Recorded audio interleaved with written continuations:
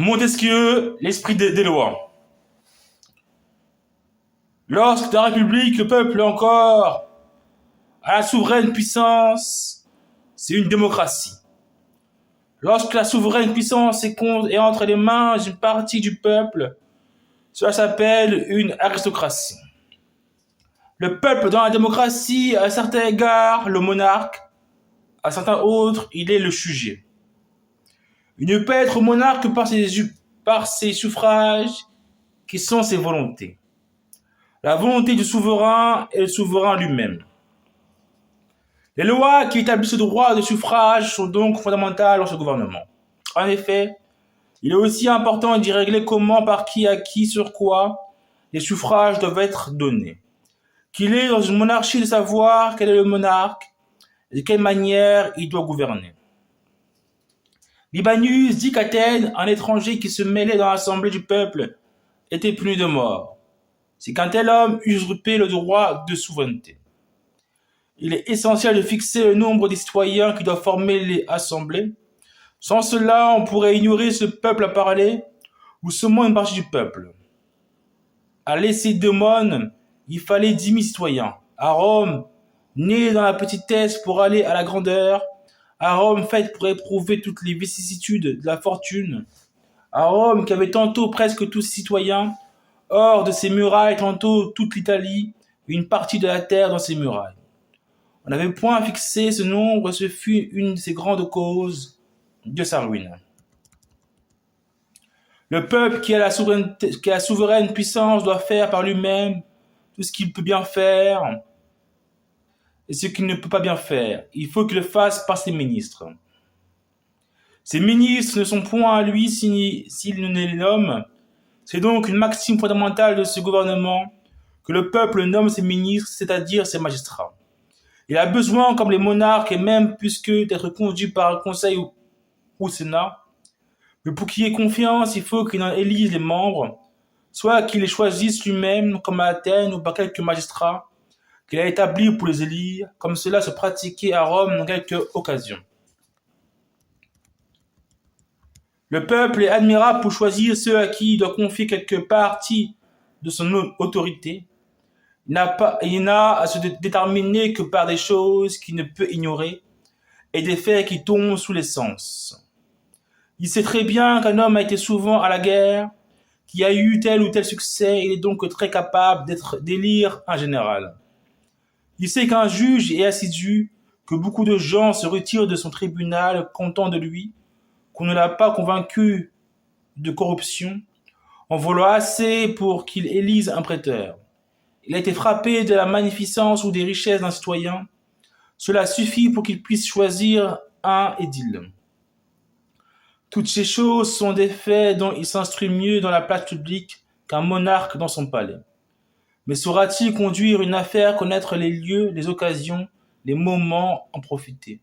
Non, il ne le saura pas.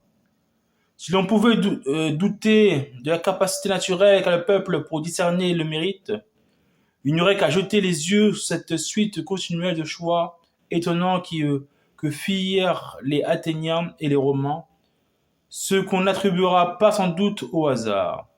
On sait qu'à Rome, quoique le peuple se fût donné le droit d'élever aux charges les plébéiens, il ne pouvait se résoudre à les élire, et quoiqu'à Athènes on put par la loi d'Aristide tirer les magistrats de toutes les classes, il n'arriva jamais, dit Xénophon, que le bas peuple demanda celle qui pouvait intéresser son salut ou sa gloire.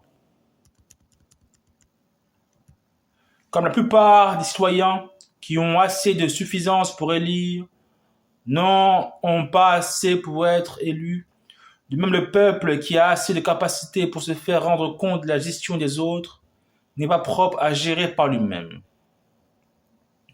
Il faut que les affaires aillent et qu'elles aillent un certain mouvement, qui ne soit ni trop lent ni trop vite. Le peuple a toujours trop d'actions ou trop peu. Quelquefois, avec 100 000 bras, il renverse tout. Quelquefois, avec 100 000 pieds, il ne va que comme les insectes. Dans l'état populaire, on divise le peuple en de certaines classes. C'est dans la manière de faire cette division que les grands législateurs se sont signalés. Et c'est de là qu'ont toujours dépendu la durée de la démocratie et sa prospérité. Servius Tullius suivit dans la composition de ces classes l'esprit de l'aristocratie. Nous voyons dans Tive-Live et dans Denis d'Halicarnasse comment il mit le droit de suffrage entre les mains des principaux citoyens. Il avait divisé le peuple de Rome en 193 centuries qui formaient 6 classes, et mettant les riches, mais en plus petit nombre dans les premières centuries, les moins riches, mais en plus grand nombre dans les suivantes. Il jeta toute la foule des indigents dans la dernière. Et chaque centurie n'ayant qu'une voix, c'était les moyens et les richesses qui donnaient le suffrage plutôt que les personnes. Solon divisa le peuple d'Athènes en 4 classes.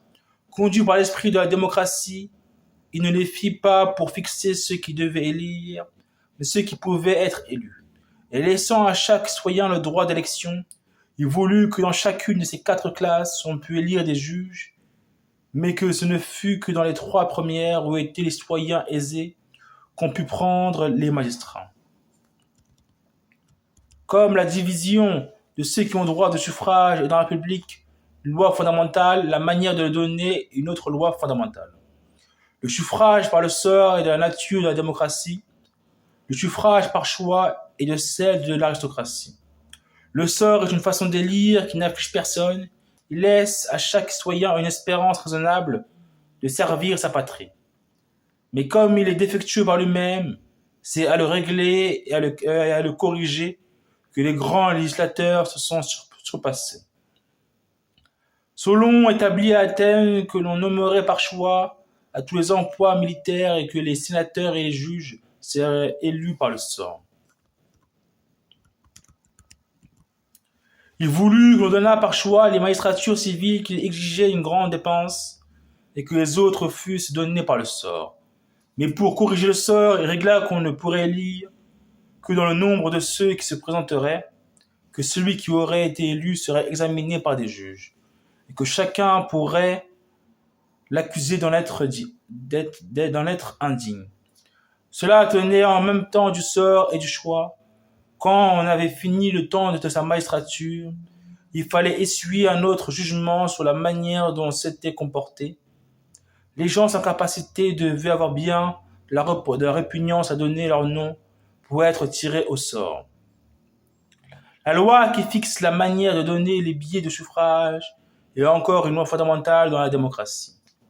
C'est une grande question si les suffrages doivent être publiés ou secrets. Cicéron écrit que les lois qui les rendirent secrets dans les derniers temps de la République romaine furent une des grandes causes de sa chute. Comme ceci se pratique diversement dans différentes républiques, voici, je crois, ce qu'il en faut penser.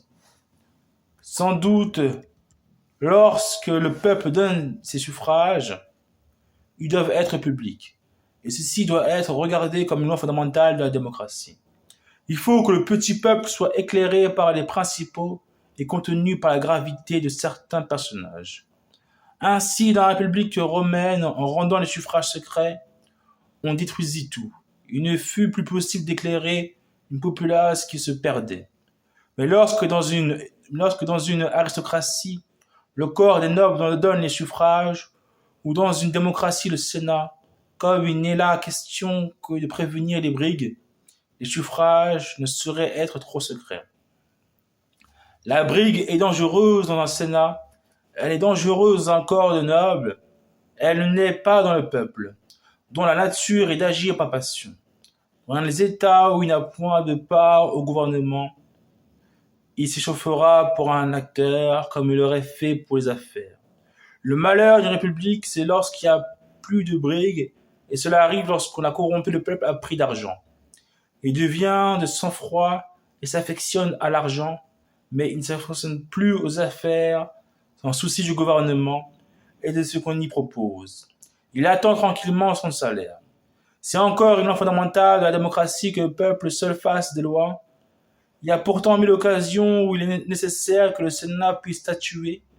Il est même souvent à propos d'essayer une loi avant de l'établir. La constitution de Rome et celle d'Athènes étaient très sages. Les arrêts du Sénat avaient force de loi pendant 1 an. Il ne devenait perpétuel que par la volonté du peuple. Vive la France, vive Montesquieu.